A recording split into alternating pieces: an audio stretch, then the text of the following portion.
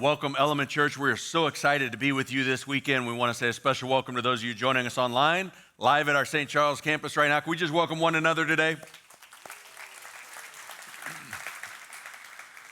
We are in our final week of our series, Puzzled, Why Am I Here?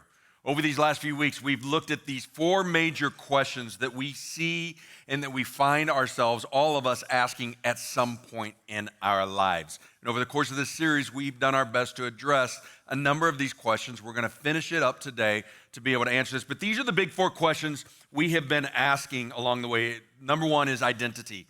Who am I? Oftentimes we answer this question with more of what we do, the roles that we play in life, but the question really at the end of the day is, who am I as a person? The second question that we often ask is regards to purpose. Why do I exist? Why am I here? What is the purpose of this life? Third question is the sense of belonging. Where do I belong?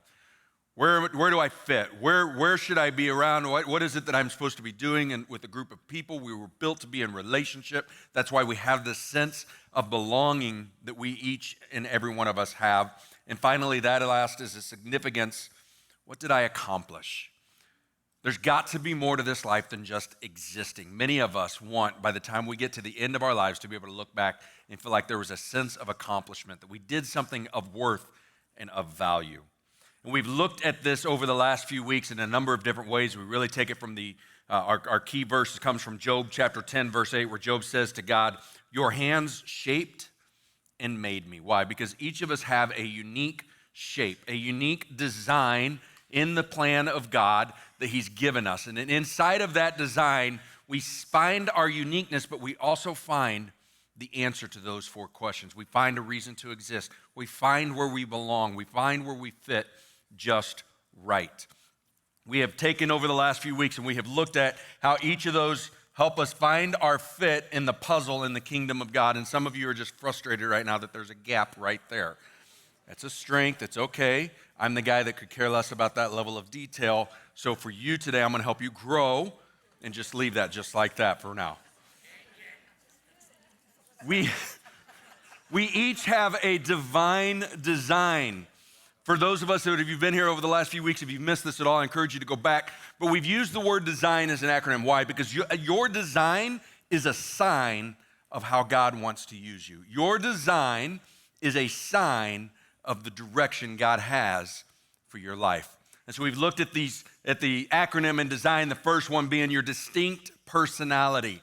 The distinct personality that says, please fix that, I'm not gonna be able to focus if you don't. That distinct personality that goes, hey, let's just have some fun. That's the little bit of me. I'm gonna have some fun by making you guys worry about that this morning. Each of us are wired differently, even if we are similar, even if you have a little, we use the disc profile to talk about this, and if you have a little, for me, I've got some eye in me, I've got a little bit of Tigger in me, but my eye looks different than other people's eyes. Why? Because each of us have a distinct personality. The second thing we looked at is our experiences. And the reason this is unique is because no one experiences the same way in the same thing in the same way. Good and bad experiences help craft and mold us into the person that we are to become. God can use the bad experiences for his purpose. He may not will it, but he can use it to craft and mold you into the shape and the unique design he has for you. The third one is our spiritual gifts. We see in Romans chapter 12, in 1 Corinthians chapter 12 through 14, God said he wants to see his kingdom come, and he chose to do it through the local church. Throughout the New Testament, God's desire is for people to make disciples through the local church. Every example in the New Testament is through a local body of believers that we call the local church, ecclesia.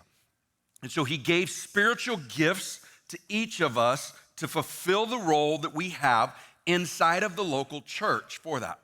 If you're interested in finding out how you can take that assessment, we've made it real easy as part of our joining team element. It is an assessment we make available to you. You can sign up and be a part of that. If you go to our orientation class, they'll give that to you. You can find out at our expo out as you go. If that's something you want to take another step in, just simply ask outside when the next orientation will be and be able to connect you with that. So today we're going to look at the last three, and I'm going to go ahead and give you the last three for a couple reasons. Number one, Some of you are like me, and you're going to spend more time trying to figure out where I'm going and what those next 3 words are instead of paying attention to what's being said from the platform this morning.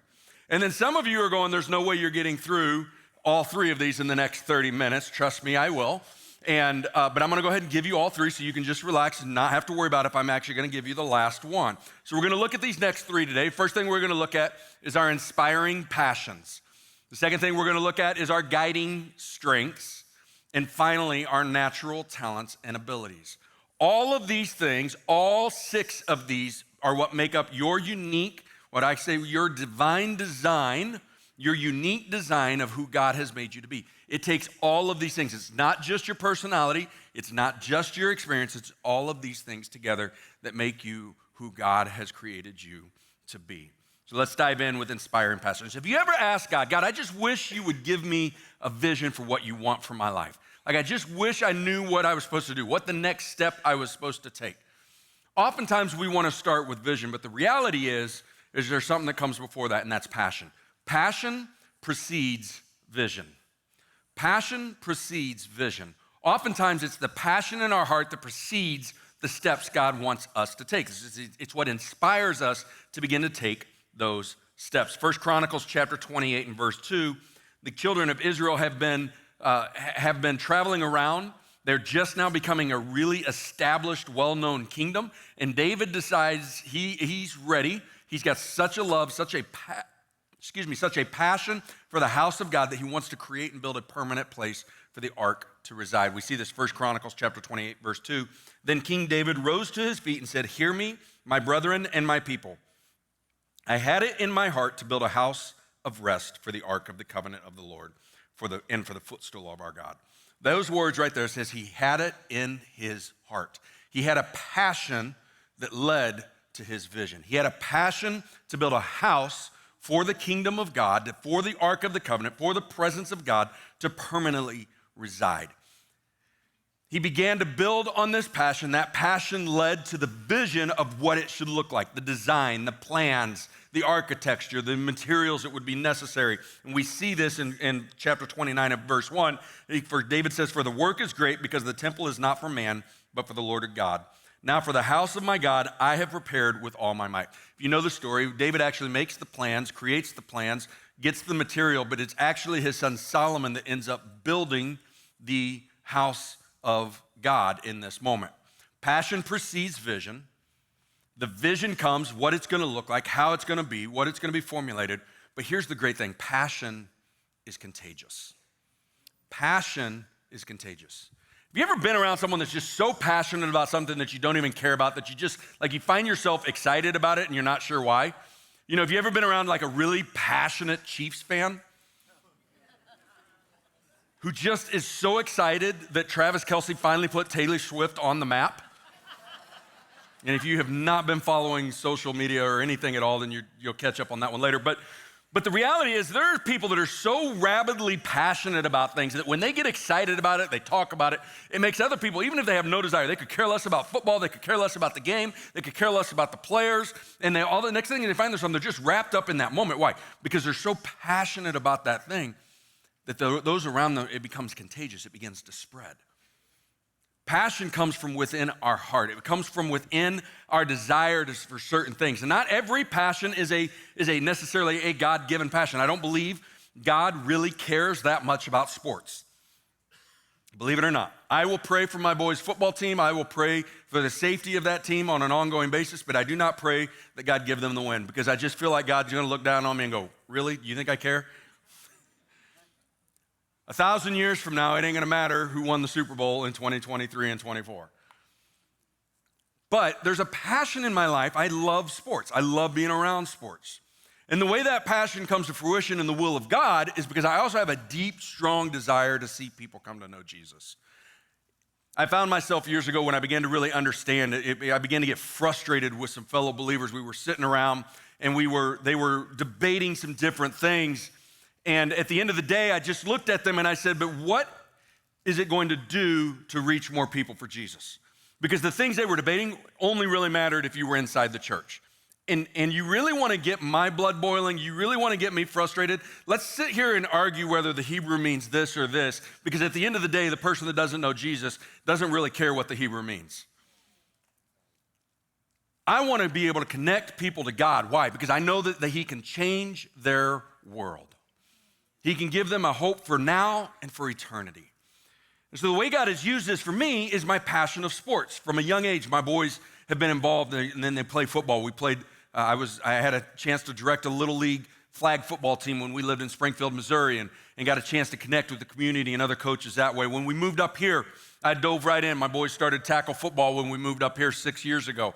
And I got a chance to be in community with people who didn't know Jesus. See, I have this amazing ability to work in a place that everybody loves Jesus here at Element Church.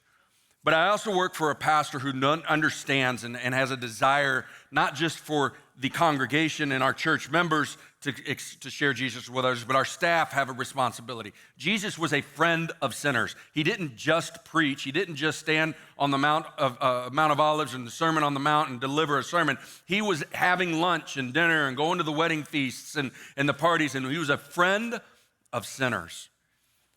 And so God has used my passion of sports to be able to introduce numerous people to him. My job is to plant and to water. Only God can give the increase. And I've seen God over the years use this. Even now, my role as while I'm not coaching anymore, I'm president of the high school booster, and I get to be a part of things on Friday nights and Monday nights and Tuesday nights, Wednesday nights and Thursday nights. And there's times that and this is a true story, that I go, God, I just don't want to do this anymore. And then I'm reminded he's using me. There are frustrations that come with the time and the investment that I'm doing and the people I've got the politics of the local school system and those kinds of things. But God reminds me, I'm planting and watering and I'm introducing people to Jesus. Some of you are wired with a passion. And God, you have it in your heart when you begin to understand that passion is born within you, or that passion, maybe it's just a personal desire, maybe it's not something that God gave you. For example, sports, you can use it for the kingdom of God. Some of you are passionate about social media. Look at your screen time from last week and see what apps you're on. I guarantee you're passionate about social media. Does God care about social media? No, it's a tool. It's not good, it's not bad. But you can use it for his kingdom and for his purpose. We have a team. We have a group of people on a regular basis, in both of our kids and our youth and all of our other ministries for social media. Some of you are really good at understanding the rhythm and the things it takes to make a social media post. There's a place for you here at Element for that passion to be found, and it can be used for good, not just to kill time. Some of you are passionate about cooking. You love to be able to smoke a brisket, to make a really good chili or something like that. There's just something about cooking. Maybe it's a pie. Maybe it's a baked good. But there's a place for you here. Every summer, we have a team that they get together, they fire up the grill, and they feed our kids and our youth at Kids and Youth Camp. And you go, Leo, but that's just cooking food. No. That's making a great experience. You've ever been to a camp and had to eat camp food? Our students don't have a clue what camp food is. They get hamburgers, they get hot dogs, they get good pulled pork sandwiches, they get good food. You can connect your passions with what God has for you. Your inspiring passions can become contagious for others. God can use your passion to give you a vision for your place in his plan. God can use your passion to give you a vision for your place in his plan. The next thing we see are our guiding strengths. Matthew chapter 25, verse 14 says, "For the kingdom of heaven is like a man traveling to a far country, who called his own servants and delivered his goods to them. And to one he gave 5 talents, to another 2, and to another 1, to each according to his own ability. And immediately he went on a journey." Unfortunately, many of us, especially in our American culture, read this passage of scripture and we get caught up on how it's so unfair that someone got 5 talents, someone only got 2, and someone only got 1. And you miss the entire point of this passage in that moment. What it says is that each was given, each according to his own ability. Each of us have been given a strength. Each of us have been given an internal strength, a guiding strength according to our own ability. I want to give you this definition of a strength. The definition of a strength, it's your natural ability to perform a given function extremely well. It's your natural ability to perform a given function extremely well, meaning you have a natural, innate philosophy. Things just come naturally for you. Others might look at it and go, man, I don't understand how you do that. You make it look so easy. You're sitting here going, I don't understand how you don't get it. It is that easy. Each of us have those guiding strengths. And here's what happens at the end of that passage where each was given according to his own ability. Not only, it doesn't matter how many talents they were given, they were all asked the exact same question when the master returned. He said, what have you done with what I've given you? See, our guiding strengths, we want to focus on our strengths because God's going to come back and he's going to ask us, what have you done with what I've given you? Not what did you do to make your weaknesses better, not what did you do that someone else was good at, what did you do that was according to your ability? The book, Strengths Finders 2.0, it's a great read, it's a great resource if you're looking to dig a little deeper in this. They uncovered this in 2007, 2008, they did this. Over 31 million people have now taken this assessment. And they began to focus on people's strengths rather than our weakness. Human nature is to focus on your weakness. To go, if I could just be better at this, if I could just be better at this, I can excel. The reality is when you begin to look at things, if you will focus on your strengths, is when you begin to see the fulfillment of God in your life. When you focus on your strengths, you have to manage your weaknesses, but you can soar with your strengths while managing your weakness. I want you to hear this morning. The key to spiritual development is to build on how God made you. Not on how God made the person sitting next to you, not on how God made Pastor Leo or Pastor Eric, not on anyone else, but on how God made you. Psalm chapter 139 says, for you formed my inward parts, God. You covered me in my mother's womb. I will praise you, for I am fearfully and wonderfully made. Marvelous are your works that my soul knows very well. God doesn't create losers. So if you're not good at something, find what you're good at. In this assessment, they cover 34 different talents. I'm going to just share some of these things with me because if you learn to excel, if you learn to soar with your strengths, your life really becomes fun because what you're good at, you become better at. You have to manage weakness, but you can soar with your strengths. This is of the 34 different areas that they assess, what they've identified over the years. They give you your top 5, and they've expanded that now to the top 10. Some of you immediately went to go, what's Leo's number 34? I want to see if I'm better than him in that. Number 34 is includer. Does not mean I'm exclusive. I just have to work harder to be inclusive. But you're looking to see, I beat him in that, and that might be a competitor in you, which is my 5th strength, which I literally just had someone tell me, that might be your 5th, but it's my 3rd. Like, it's not a competition that way either. But my strengths have developed and defined who I am. There are certain things that I just innately am able to do that are easier for me. My number 1 strength is I'm a maximizer. What that means is I'm able to look at something and I realize that if we could just do this or this, it becomes a little bit better. One of my Leoisms, some of you may have heard this before, I tell my staff this all the time. Do you know what the difference between ordinary and extraordinary is? It's just the person that's willing to do a little extra. Extraordinary is just a little extra. And that's the maximizer in me. I can look at something and I go, this is awesome, man. What if we just did this and it can take it to a whole nother level? My second strength is I'm an arranger, meaning I'm able to multitask a number of things on any given time, and I'm able to keep all the moving pieces in my head. I'm able to see a whole picture. Number 3 is strategic. I can see a whole picture, come up with plans and strategies real fast, but I'm an arranger. And the way I've seen this play out in my life, and I didn't understand, it's one of the examples that they give, is I am actually currently reading 5 or 6 books right now, 5 or 6 different books. On any given day, I'm reading between 2 and 4 different books. On any given week, I'm reading 5 or 6. And I can tell you exactly what's going on. I'm reading The Rise of the Third Reich right now. I'm reading George Orwell's 1984. I've never read it, so I thought I'd pick it up and started reading it this week. I do a lot of fictional reading at night. I'm reading Iron Gold, which is a series that I'm in right now that I've read, I think, the first 4 books in the last month. I love to read. It's how I spend some of my free time at night. I'm reading The Road Less Stupid, which is a great leadership book. I'm reading the socioeconomic commentary on the book of Corinthians, understanding the society, the social and economic pieces that go around it with the Corinthians. I read my Bible on a daily basis. I can tell you exactly what's going on in every single one of those books right now. And it used to be, I would tell people, you should be reading 3 or 4 books at a time, and they would just give me this glazed over look, like, I can't do that. It's natural for me. It's a guiding strength for me. It doesn't mean it is for you. If you can't do that, that's okay. I'm a competitor. I don't even want to play if I can't win. Literally, that's the definition of a competitor. If I can't win, I don't want to play. If you just want to get along and have fun, awesome. Please don't sit down at the table with me. I used to joke, I actually still say this. If you're not playing, if your friendship's not on the line when I'm playing a game with you, then we're not playing right. Those are my strengths. God created you with your own guiding strengths. I'm gonna give you some things here to help you identify what these are.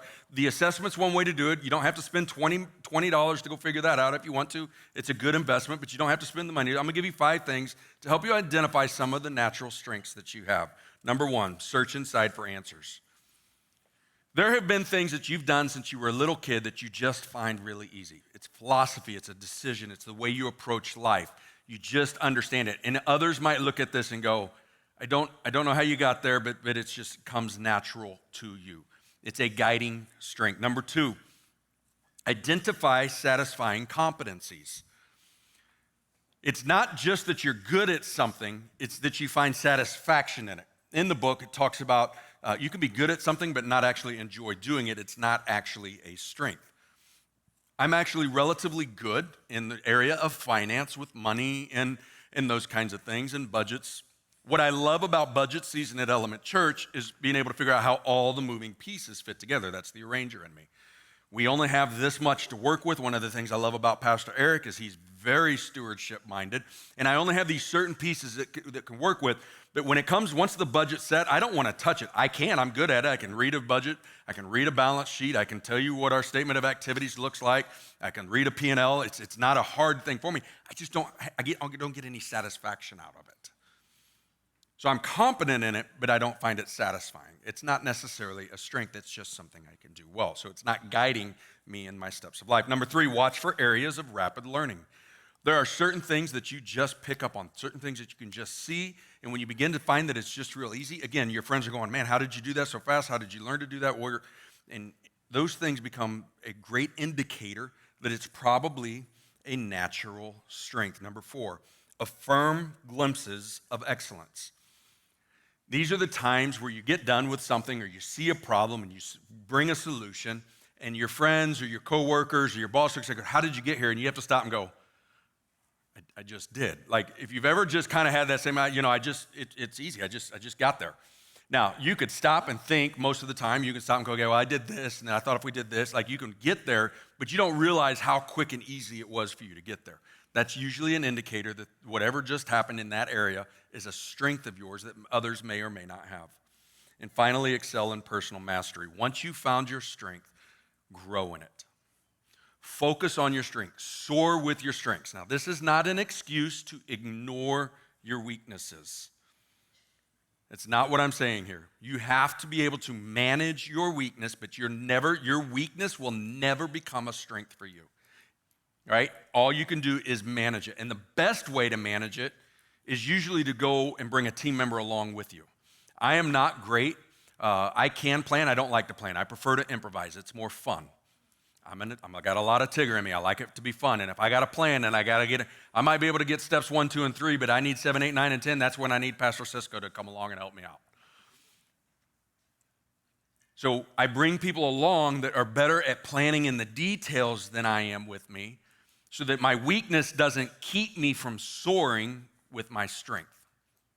So our inspiring passion, our guiding strengths, and then finally, our natural talents and abilities. Exodus chapter 31, God identifies an individual with an extreme natural talent that he had given him.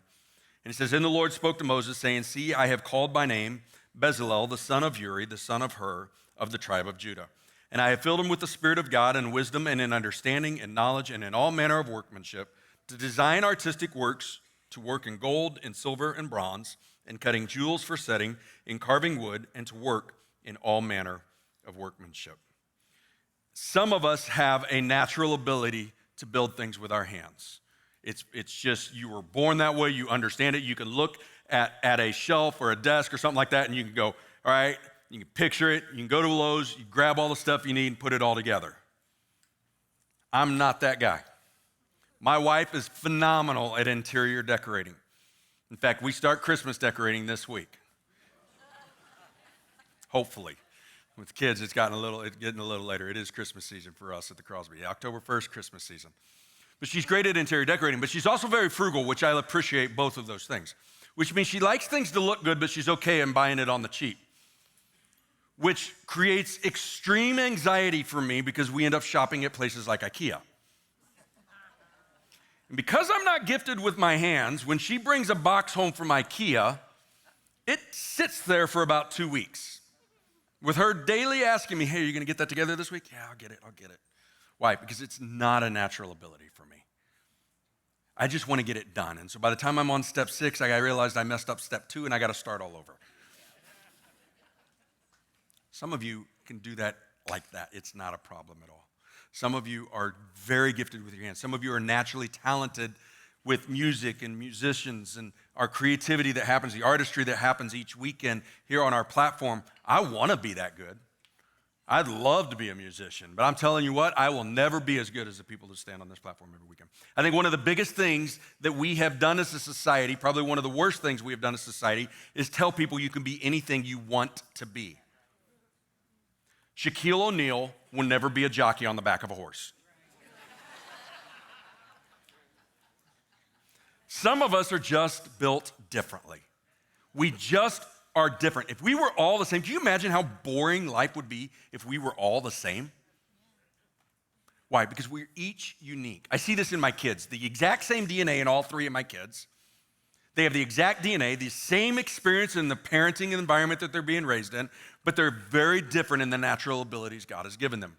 Both of my boys play football, Levi and Lincoln. Levi on the right here, Lincoln on the left. You really don't get to see the differences in this photo. It's just one of my favorite photos from this season. Levi is 5'11", 242 pounds, size 15 shoe. He's a beast of a boy. He's a man. He is legitimately a young man. And growing up, I would have fun and I'd wrestle with him and I'd, jokingly punch with them. And now as they've gotten older and he's squatting over 400 pounds, like the kid's just a beast. And when he punches back, it hurts. And I literally have to go, now, stop. And I'm at the point that I'm gonna have to probably one of these days just put him in his place. As a dad, all dads understand this. If you grew up with a dad that understood it, you realize at the moment it happened, he is a beast of a man. His job is an offensive lineman. He starts on offense. He's an offensive lineman. Offensive lineman's job in football is to take someone and make them go somewhere they don't wanna go. That's his whole job. He's very good at it. Lincoln is 5'7", 5'8". He's 150 pounds. Lincoln is incredibly smart on the football field. He plays defense. He starts defenses for the JV. He starts as a cornerback, which is, for those, my wife reminded me that not everyone understands football the level I do, so I'll try and keep it real simple this morning. But he's fast, he's quick. If somebody catches the ball, he can take them down. He's great at tackling them, and it's just one-on-one. He's got great coverage skills, meaning they don't catch a lot of balls against him. As much as Levi would like to be the glitz and the glamour, Lincoln also plays quarterback. He plays backup quarterback on the JV. As much as Levi would like to be in that glitz and glamour, Levi's best fit is on the offensive line.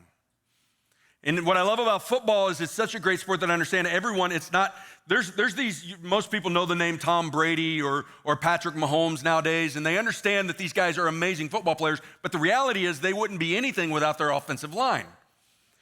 What that means is everyone has a role to play on a football team. It's probably the purest form of a team sport. And if you're trying to play a role that you're not naturally gifted to play, it's going to show. No matter how hard Lincoln works, he's probably never going to start on the offensive line, even if he wanted to. But that's okay. They're completely different in how God's created them, even though they have a lot of the same experiences, DNA, all of that. My daughter is extremely talented in music. She can sing, she can play instruments, she loves worship. She's amazing at what she does. I was talking to her as I was getting ready for this message. I'm like, you realize you don't get that from your dad. She goes, yeah, I know.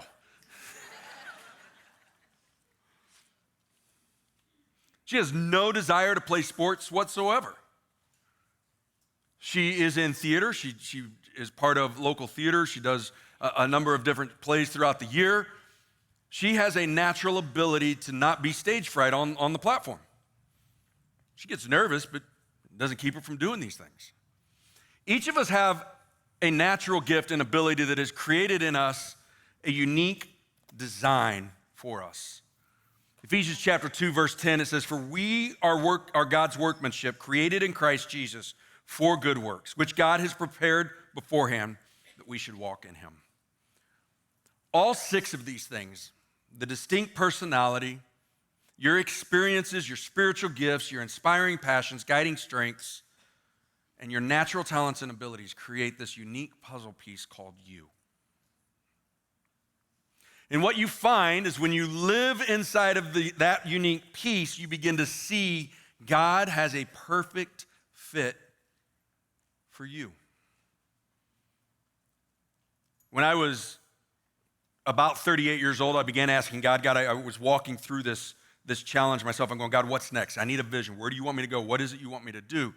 And I thought the natural next step was going to be a senior pastor, lead pastor at a local church. I'd done all the things, in the church world, there's certain areas that you go to, what's next in your life and where God's calling you. And oftentimes as a pastor in the American church is to become a senior pastor. And I thought that might be what was next. In fact, that's what I wanted, what next for my life. I wanted to be the guy that if there was a problem, it was my fault. And I could make the answer the solution. If you've ever been in leadership, you realize it doesn't actually work that way. Doesn't mean that you don't want it to work that way. Like if you would just do what I tell you, it would be a whole lot easier. But I began to find closed door after closed door after closed door. And I said, God, I need to understand what it is you want from me. And I'm gonna have them throw this up there. Each of us have a unique puzzle, a unique design that God has for us. What I'd ask you to do this week is maybe take a picture of this, and if you're struggling, if you're looking just where to get connected at Element Church or what to do next with your life, walk through each of these things. This is what I have here. I sat down to walk through these things. I began to look at my personality, and I said, God, here's how I'm wired. What are the roles that might be good for me? Okay, that lead pastor role might work. I'm cleaning out my junk email one day, and I see this position pop up, executive pastor. I believe it was executive pastor of campus development, which means multi-site and those kinds of things. And I just felt that little stirring in my spirit in that moment. I thought, God, I really don't want to go be a number 2 guy. It's really not. I really think I want to go be number 1 somewhere. Like I want to be the lead guy at a local church. I think I've got what it takes to get ready and make that step. But I couldn't let go of this. So I filled out. I almost in a. Okay, God, if this is what you want, fine, I'll do it. So I filled out the application, sent in, and expected nothing out of it. And I began to think about the way God had wired me, and I began to think about my experiences in life. When I look back on my experiences in life, I realized that throughout, I'd been a youth pastor for a couple years, quickly realized youth ministry was not for me. So it now says on the box, ages 18 and up, and the older I get, the older that number gets. And then I went into a position of event coordination, where I would handle the details for major events. The biggest event that I did for 5 years, we would do a national event. We'd see 10 to 15,000 teenagers and their families just come into a city. It was a fine arts competition, and we would do a big youth convention. It was a national denominational thing, and we would do a big youth competition, and then there would be services at night, and all of the details for that. So the scheduling of the rooms, we would overtake a convention center, 40, 50 rooms in a convention center, making sure all of that happens. We had hundreds and hundreds of volunteers that would be a part of that. We would bring anywhere from 20 to 25 million in direct spending into the city, and so that there's cities that were just clamoring for us. So I was the guy that would go look and see if the city could handle and manage it. And I don't say that to pat me on the back. Just stay with me. I'm going on a journey here somewhere. I wasn't the guy in that scenario. There was a director that I answered to that was ultimately responsible for everything. But it was my job to make sure everything happened and looked good in the process. From there, I went on, I finished my business degree at Evangel University, and I took a job as a director of marketing at a financial firm that had over $6 billion in assets under management. And I began to market and communicate, meaning I got a chance to tell the story of how someone else was doing really well. I was able to share the story and make someone else look really good. That's what a marketing communications role does, is it makes someone else look really good. And I began to realize that the experiences I have had up to this point in my life, then my next journey was just an executive pastor. It really was a number 2 role at a local church. We had 7 local campuses, most of them rural around Southwest Missouri. And I began to realize God has created and crafted me in this way. And my mind recalled in that moment a story that my dad, growing up, he would always remind me. My dad drove this home. He said, Leo, just be willing to do the job no one else is willing to do, and God will take you where you never dreamed you could go. In the stories he would share with me, he would ask me, he said, Leo, what's the name of the guys in the book of Acts? Paul's life's in danger. He has to flee the city, and there's 4 men that lower him down over the wall. He said, Leo, what's the name of the men in the book of Acts that did that? And I said, I don't know, Dad. He goes, go find it. They're not in there. It just says 4 men lowered him down over the wall. He said they were anonymous. They were able to do something great for God, but it was Paul that got his name written down. He said, what's the name of in the book of Samuel, what's the name of the armor bearer? Samuel tells the story of Jonathan and his armor bearer kill 1,000 Philistines. 2 of them kill 1,000 Philistines. And it shows in this, it says, the armor bearer says, go, I'm with you, heart and soul. Jonathan's name's written down in scripture, but the armor bearer's isn't. What I began to realize is I'm really good at making others look really good. I'm wired that way. Could I be a lead guy? I think so. I think I have what it takes.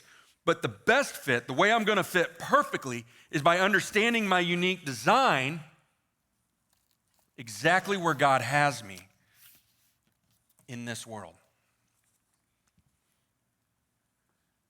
I say that to say this today.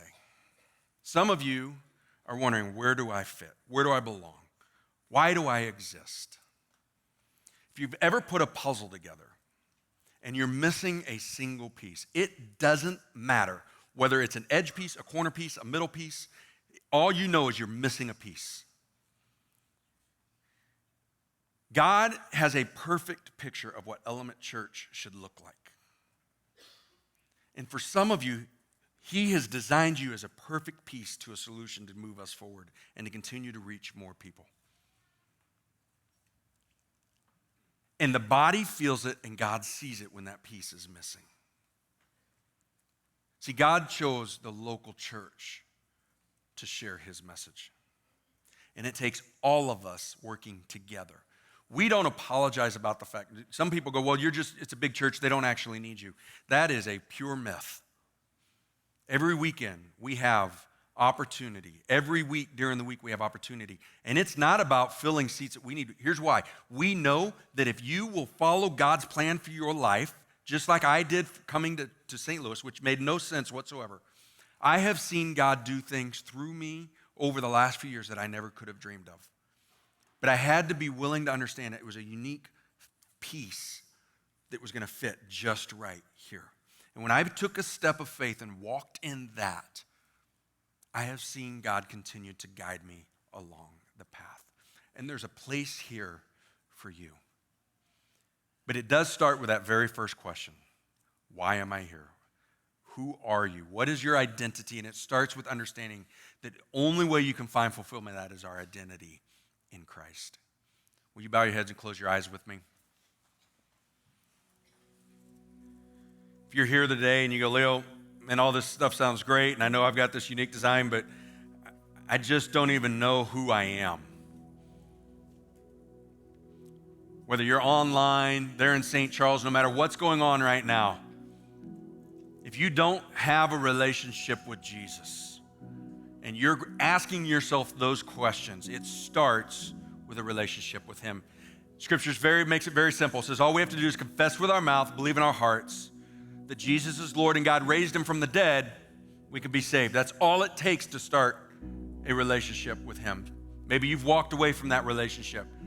Let's recommit through a prayer together, maybe for the first time. Say this prayer with me. I'm going to ask everyone to support those that are saying this prayer to say it with me today as we start a relationship and a walk with God. Will you say this with me? Dear Jesus, I need you today. Thank you for dying for my sin and coming to life again. I want to find my purpose and fulfill the plan that you have for my life. I want to begin the relationship with you today and every day after. In Jesus' name, amen. Can we celebrate those that said that prayer today?